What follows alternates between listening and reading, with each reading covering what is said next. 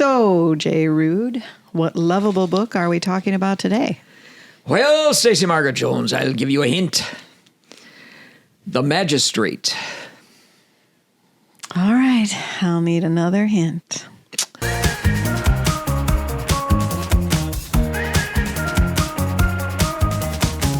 Welcome to Between the Covers, where author J. Ruud and I, author Stacey Margaret Jones, discuss one lovable novel each week from Jay's list of the 100 most lovable novels in the English language, according to him. That's So I'm trying to guess today's novel so we can discuss it, and I'll need another hint. Hint number 2, The Girl. Is it a Coetzee? Yes. Which one? Oh, The Magistrate. Is it? Oh. I can give you the third clue, and you will probably... Is it Waiting for the Barbarians? Yes. All right. Waiting for the Barbarians. The third clue was Colonel Joel. Well, actually, it was The Magistrate. That it just took a minute for my mental archivist to pull the file.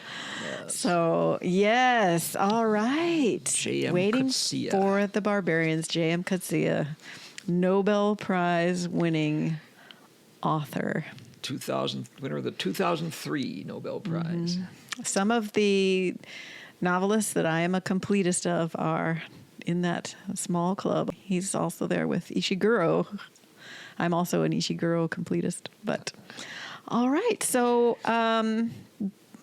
what other organizations people like Waiting for the Barbarians by J.M. Coetzee? Well, first of all, the novel that tends to be more often on great books lists is Disgrace. But personally, I really connected with Waiting for the Barbarians more so than any of his other novels that I've read.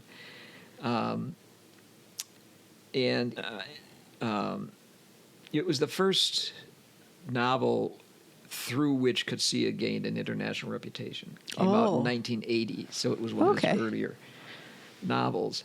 And it won Britain's Geoffrey Faber Memorial Prize for Fiction and the James Tate Black Memorial Prize for Fiction from the University of Edinburgh. In the U.S., curiously, it was nominated for the 1982 Philip Dick Award for Science Fiction. Interesting. Wow. It was nominated. It didn't win it. Yeah. Okay. But interesting. That's quite strange because it's I would not put it in that category at all. Science fiction. How fascinating. Just give us the highlights. It does have a kind of a timeless, otherworldly quality. It feels like a fairy tale or a legend or it's something really, like that. It's a fable, basically. Yeah. It feels like that, certainly. The Nobel Committee called it a political thriller in the tradition of Joseph Conrad, in which the idealist's naivete opens the gates to horror. Yes. Which wow, that is a good description of that novel. But it's difficult to categorize the book or pigeonhole it as science fiction. Well, that's what makes Coetzee so memorable, is that he starts in a way that you feel like you know what's going on, and then pretty soon you just have to go where he's going, right? You have to trust. Yeah. Because he does do entirely new things, right? Yeah. Right.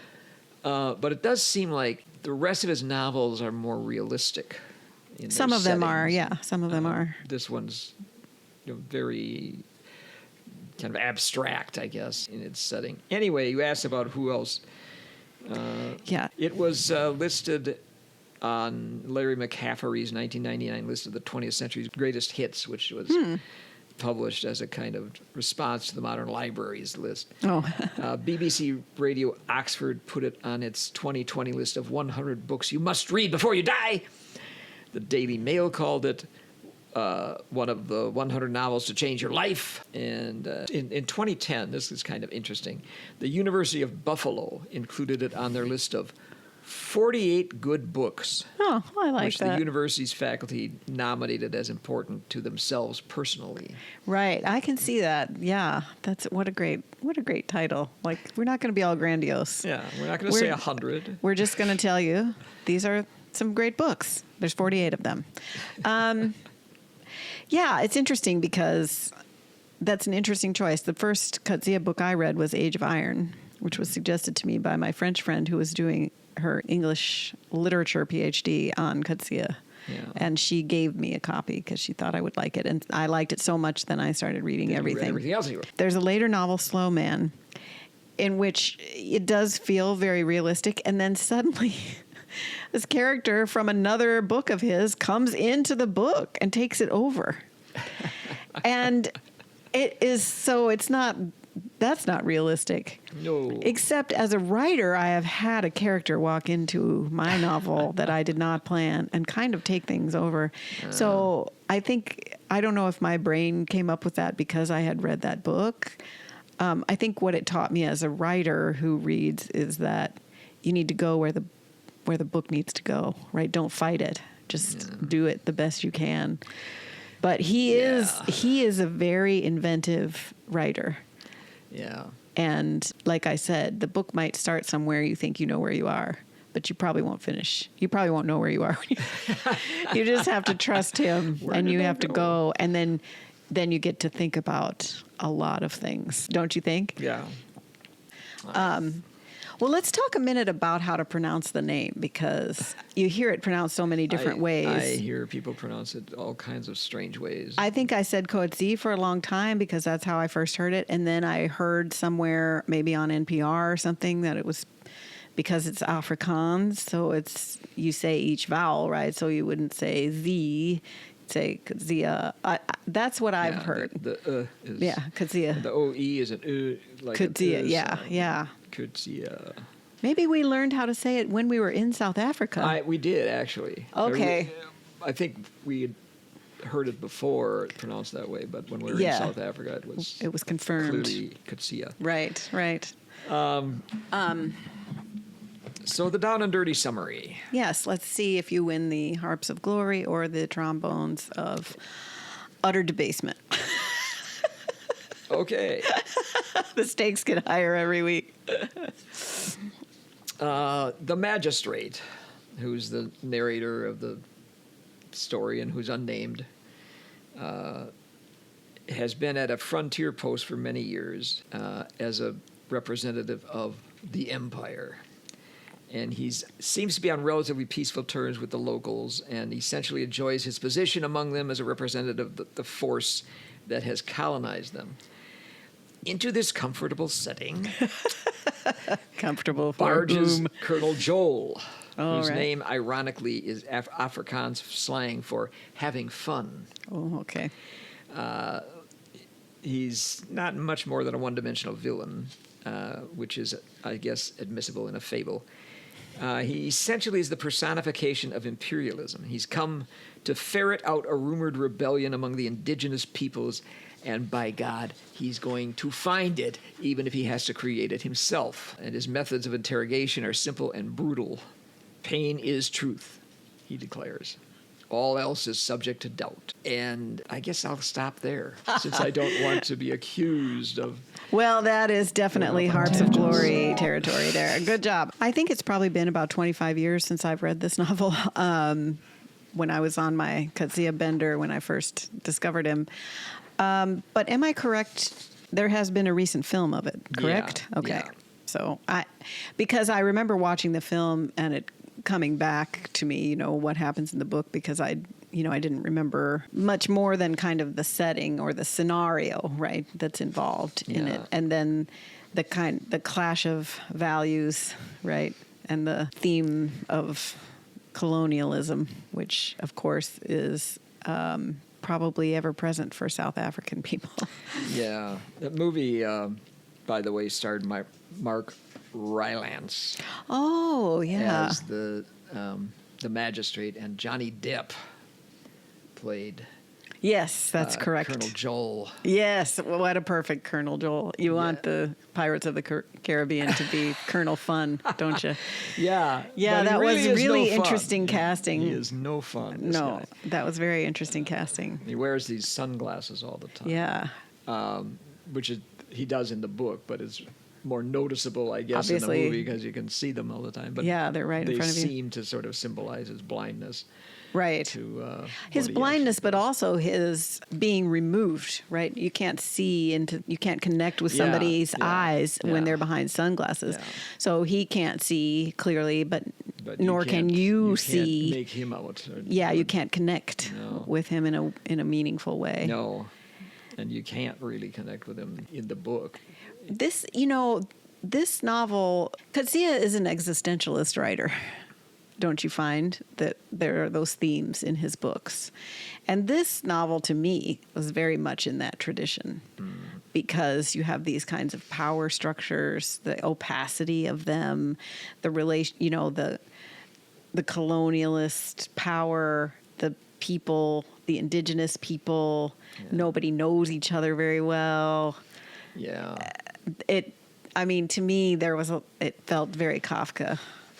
Yeah, it does. There's a lot of Kafka in Coetzee, I think. Because he uses that feeling of being slightly unreal to really investigate very real human experiences. Yeah, this is 1980. This was written, so it's written kind of at the height of the world opposition to apartheid in South Africa, right. and Coetzee, as a South African writer, feels that pretty deeply. Yeah. And how do you, as a white, in fact, an Afrikaans, right.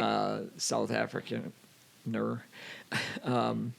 how do you react to that, and how do you live with it without being complicit in what's happening? In the end, he emigrated to Australia. That's one way. And renounced his citizenship, That's one thing you can do. Right, because he wasn't comfortable, obviously. Yeah. The other thing you can do is write a book like this. Exactly. Where the magistrate represents the same empire that Joel does.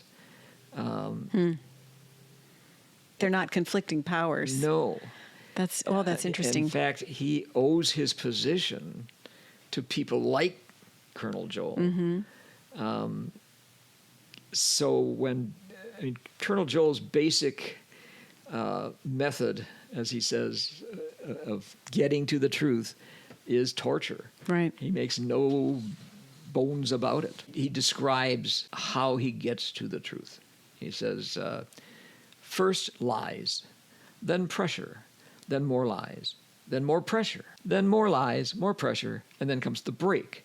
After the break, more pressure, and then at last, the truth. And the magistrate kind of protests, but impotently. Mm-hmm. Pressure, of course, is Joel's euphemism for torture. Right. And he brings in all of these barbarians, all these native peoples, and tortures them, because at the capital they're convinced that the barbarian tribes are all going to unite and rise up against the empire. Well, it's interesting because of the way you summarized it. We have this idyllic scene, right, with the magistrate living in his kind of outpost with the barbarians.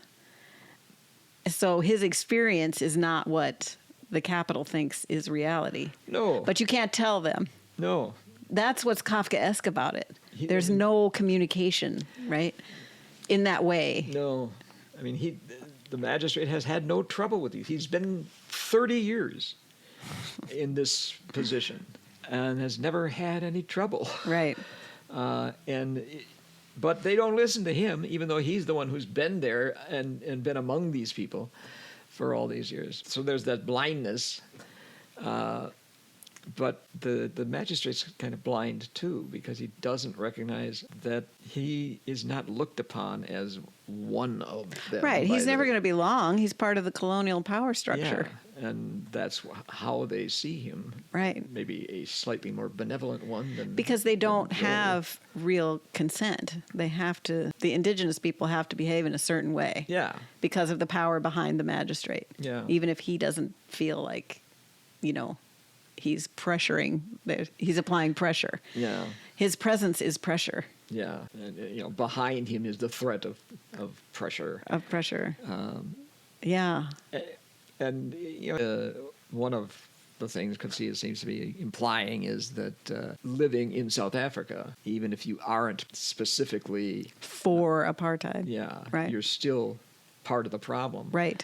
If you're benefiting by the law, right? So the magistrate, he doesn't do anything. I mean, he kind of objects. You really shouldn't be doing this kind of thing, but he doesn't really try to stop it. Right. I mean, he feels, I think, pretty impotent to stop it. That was the word that came to mind, because he doesn't have real power. He's a representation of the power in the capital. Yeah. And force is not something that he's able to apply either to the natives or to the representatives of the empire who come in the form of this police force, basically. So because he is fulfilling the role in whatever way he chooses to do it, he's complicit. Yeah. So he can't stop the things he feels are immoral, because the whole system is immoral, right? Yeah. He specifically says at one point, where civilization entailed the corruption of barbarian virtues and the creation of dependent people, I decided I was opposed to civilization. So in his mind, he is seeing what's wrong. After Joel has tortured a whole bunch of people, he lets them go, and the ones that are still alive, and he takes off. He's probably found out that they're going to rise up in rebellion, because of course that's what he wanted them to say, and so that's what they said to stop him from torturing them, so that they can come back and unleash. Yeah. So he leaves, but ultimately he does come back with a stronger force. Right. But one of the people that's been tortured is this girl. The girl. He calls her the girl. She's not 9 years old, but she's probably in her late teens. Okay. Maybe she's 18. I don't know. It never actually says. She's just called the girl. She's had her feet broken, and she's half blind. Basically, she's by the torture. Yeah. Oh my God. She can't see straight ahead. She has some peripheral vision, and he takes her into his home. The magistrate or Joel? The magistrate. Okay. Joel's gone. Yeah. Okay. He takes her into his home. Okay. I remember that part. And she lives with him. They sleep together. Yeah. It doesn't seem like they ever have any sex, but it is a kind of strange sexual relationship. Sure. In which he spends a lot of time kind of rubbing her, massaging her, and particularly massaging her feet. So she represents, presumably, the barbarians. She is the personification of them. And he wants to get her to like him. Right. But she has no agency to consent or not. Yeah. She has to be there. Pretty much. So she can say all day she likes him. It's not the same as being in a relationship with someone with free will. Yeah. And that was why he's doomed to never be satisfied, right? Yeah. Because he wants something that the system makes impossible. Yeah. And on a broader, I guess, symbolic scale, he also wants all of the barbarians. He wants the native peoples to like him. Right. Right. But he does say at one point, he admits to himself, the distance between myself and her torturers, I realize, is negligible. Well, yeah, because that's what Coetzee is bringing up here. He considers himself morally superior to Joel, but is he? Yeah. Because it's basically Coetzee's view of if you are benefiting from an immoral system, you are immoral. Yeah. It's also interesting because I think Coetzee was a linguist, maybe computer languages. I have distant memories of. And so I always feel that his word choice is especially meaningful, right? Because this is his training, right? Yeah. His kind of mental map, right? And, the barbarians, right? Of course, how we name things colors how we see them, and right? And we see them and we name them, right? It's circular. Yeah. And it has to do too with how colonizers talk about the colonized, right? They're barbarians, right? Yeah. It's easier to believe bad things about people when you call them by these derogatory and pejorative names. You other them. You other them, and then you can believe anything you want, and you can also pressure them and treat them any way you want, even if you're someone who says, I want them to like me. But I just want you to like me. I mean, he chose that name for the novel on purpose, obviously. Yeah. Now, the title comes from a poem, a Greek poem by a poet named Constantine Cavafy. Wrote a poem in 1904 called Waiting for the Barbarians. And it presents a city whose people are all waiting the arrival of a feared army of barbarians who ultimately fail to arrive. And in the end, the poem asks, what is to become of us without barbarians? Those people were a solution of a sort. How do we see ourselves as civilized without the barbarians to look at and feel better than? That's right. You got to have somebody that you feel better than. Oh, see, and again, we're talking about a novel that's in conversation with something that came before it. Yeah. And a reimagining. And in this case, the barbarians hold the mirror of moral corruption up to the colonizers. Yeah. At one point, and this causes the worst parts of the book to occur. The magistrate asks the girl, "Do you want to go back to your own people?" Mm-hmm. I remember that. And she tells him yes, which of course is a little bit disappointing for him, but he takes her back. Yes, I remember that. He goes with a couple of the soldiers that have been assigned to the fort. And he takes her back. It takes like a week to get her out far enough where he runs across a band of her people and spends some time talking to the leader, and he takes the girl, and so she's out of his life. When they get back to the fort, Joel has arrived with the whole army, and the magistrate's arrested as someone who had been consorting with the enemy, because they have now declared war on all the barbarians, so they are the enemy. And he's jailed in his own jail.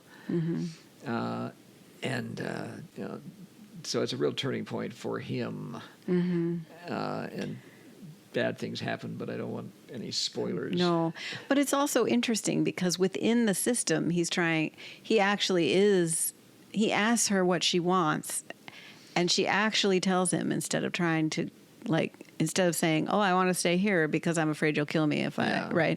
She says what she wants. He actually does it. Yeah.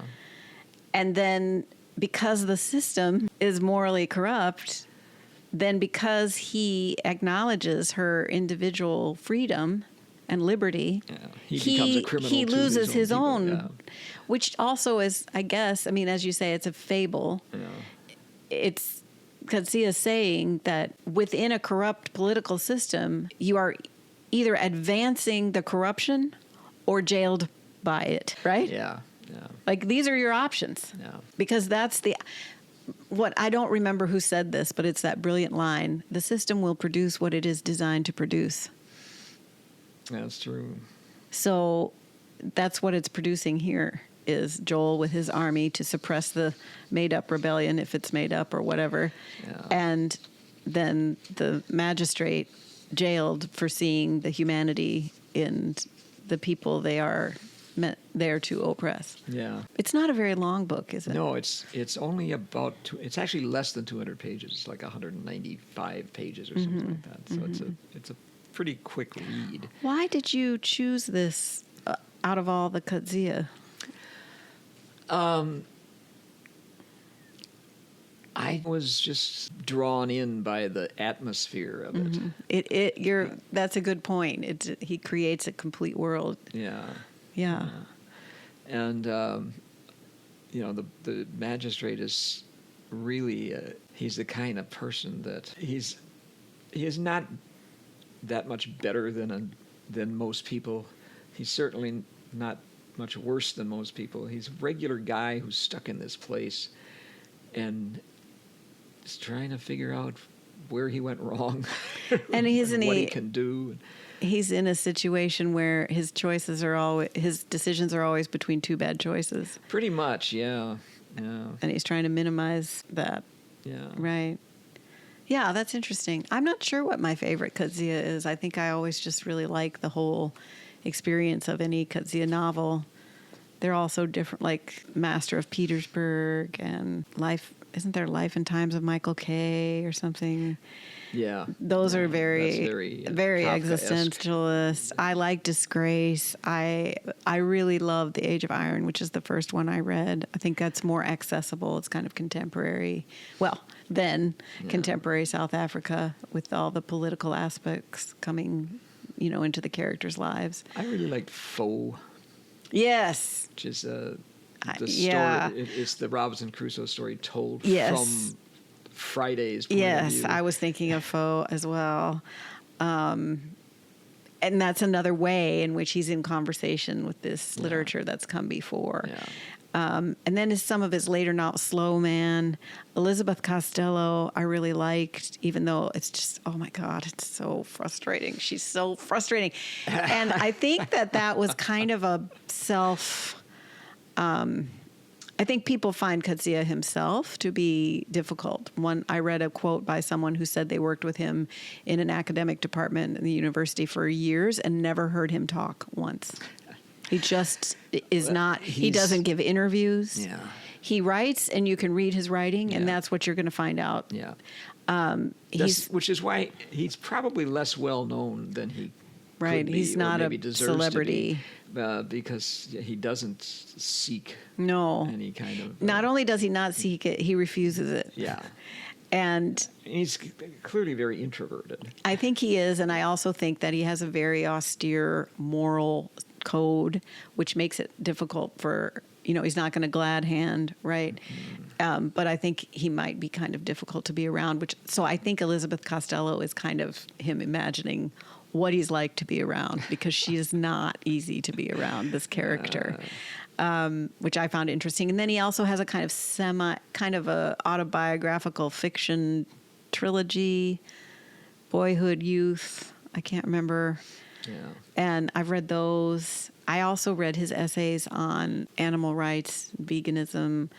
Those are very interesting. He really opens up your mind and challenges you as a reader, especially if you're going to be a Coetzee completist, because the books are different from each other, and yet when you're reading Coetzee. Yeah. How many have you read by him? You've read a lot. Yeah, but not that. Nowhere near complete.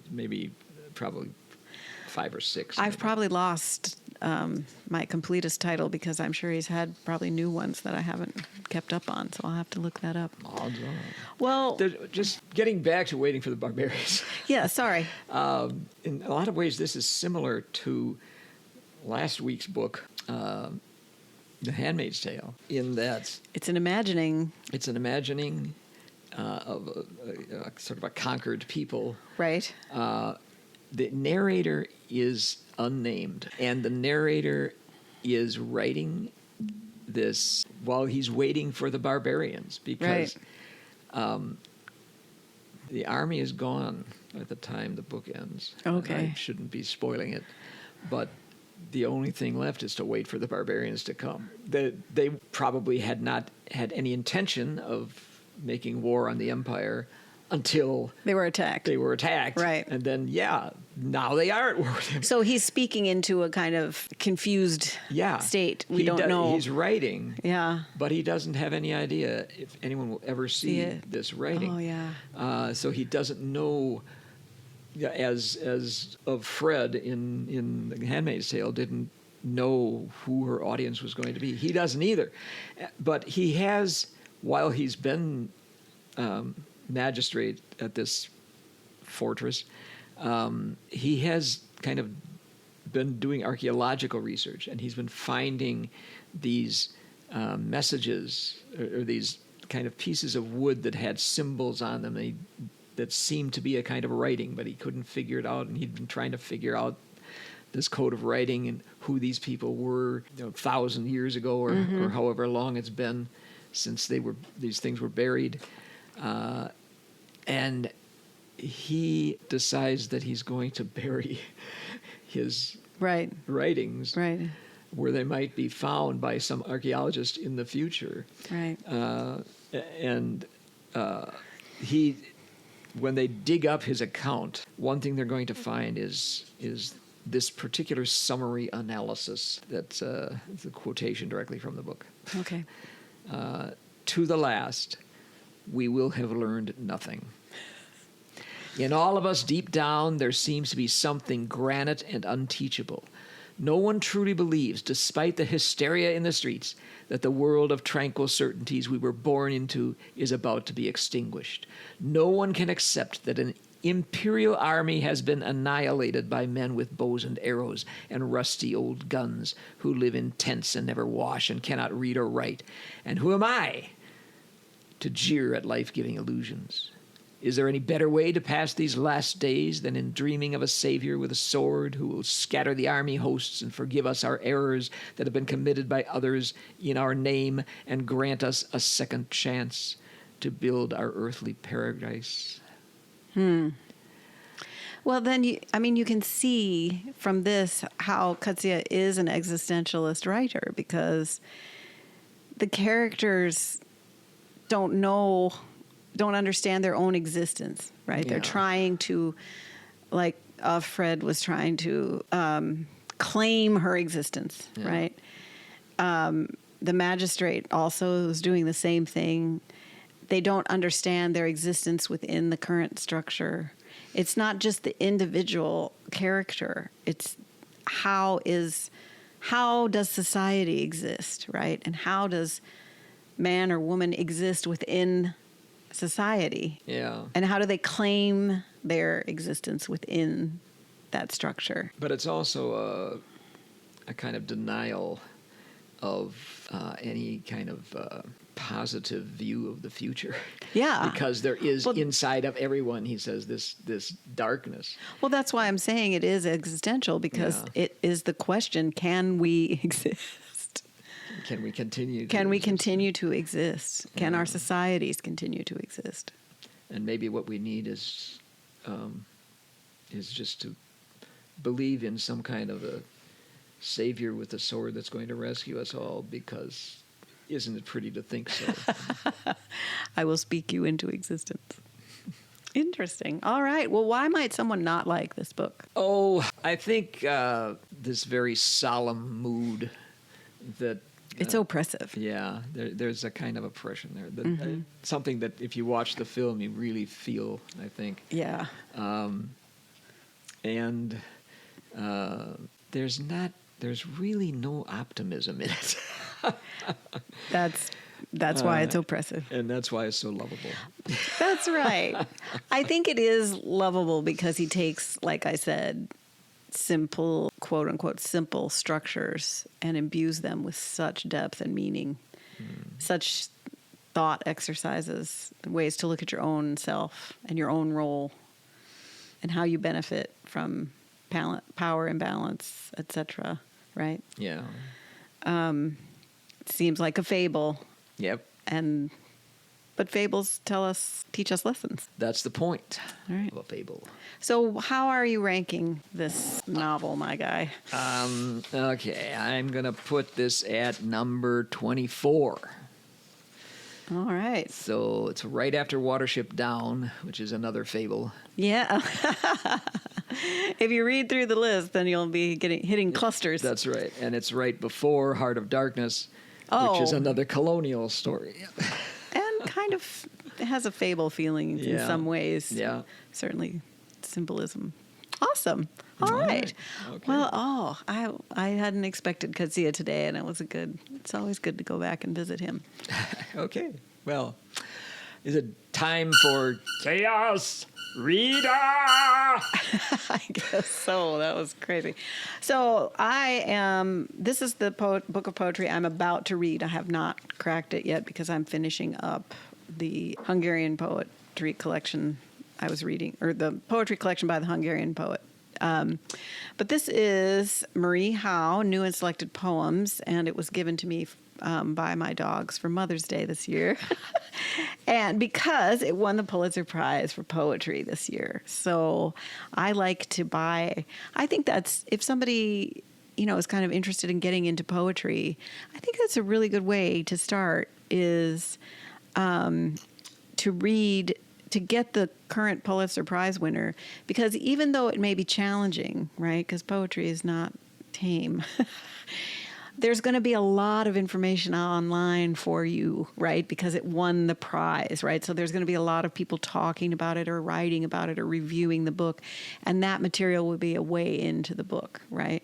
So I'm really excited about this because I'm looking forward to reading it, and then also when I have questions or want to see how it's contextualized, I know that the Google machine will have answers for me. So I'm excited. So thank you, dogs, and thank you to the dog's dad. All right. Well, thank you for listening, and we want to thank our producing sensei, Jerry Bruno, and our listeners from all over, and especially our loyal supporters who listen every week and share, like, comment. Both of you. Yes, all two of you. And share, like, and comment. Tell your friends about our podcast, and we'll see you next week. Between the covers.